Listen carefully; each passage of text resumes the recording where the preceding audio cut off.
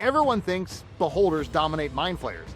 Higher challenge rating, anti-magic abilities, death rays, you name it. Well, I ran 300 battle simulations to find out who actually wins. The Mind Flayer won 63% of the time, and I'm about to show you exactly why that should terrify you. Hey there, I'm Ron, welcome to Dungeon Noob.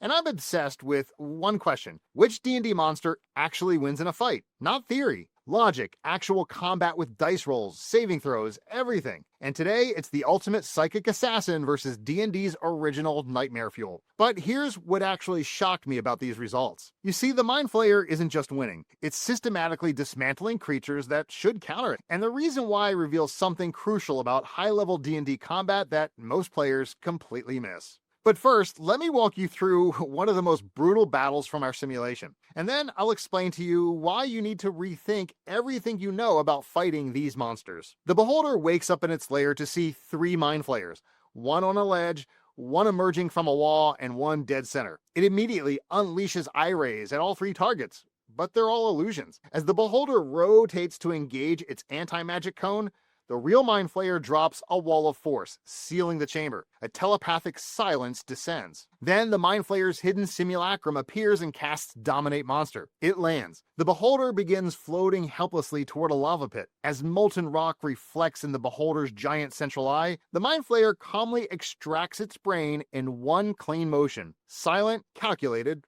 flawless. So here's what this battle reveals. Preparation beats raw power every single time. Sure, Redditors always say and they argue that the Beholder would win in a random encounter, but in reality, a Mind Flayer wouldn't just randomly encounter a Beholder. The Mind Flayer will plan. The Mind Flayer spent 30 days mapping the Beholder's lair, studying patterns, setting psychic traps. But there's something deeper here that explains why the Mind Flayer consistently won. Intelligence 19 versus Intelligence 17. That 2-point difference means the Mind Flayer outplays the Beholder strategically. It doesn't just fight, it orchestrates encounters. It is almost inevitable before the first spell is even cast. Sure, the Beholder has more raw power, but the Mind Flayer controls when, where, and how they fight. So across 300 battles, I found that there were 4 factors that determine the winner. First strike advantage. Whoever lands the opening blow usually won the round. But here's the key. Mind Flayers create situations where they almost always get first strike.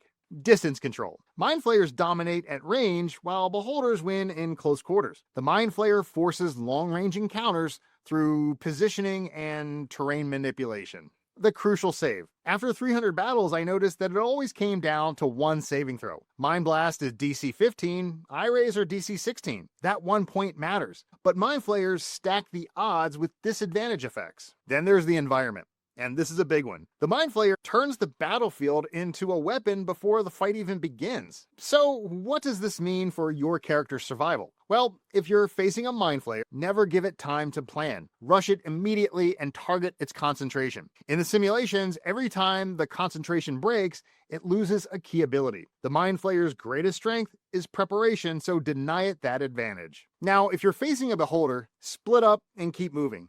And don't let it focus all eyes on one target. And remember, its anti-magic cone is both its greatest strength and its greatest weakness. Use positioning to force it to make terrible choices. But here's the most important lesson from these simulations. Intelligence wins wars, raw power wins battles. And most D&D players, including myself, focus on damage output and hit points. We're fighting the wrong war. High-level encounters aren't about who hits harder, they're about who controls the battlefield, manipulates timing, and forces advantageous situations. You see, the Mind Flayer doesn't beat the Beholder through superior firepower, it beats the Beholder by making the fight unfair before the fight even starts. This completely changes how you should approach and how I should approach high CR encounters as both a player and a DM. Now, I'll admit, conventional D&D wisdom says the Beholder should win this fight.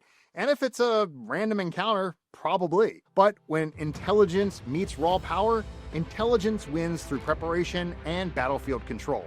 Oh, and speaking of battlefield control, click the next video you see here because I'm pitting a Pit Fiend versus a Baylor.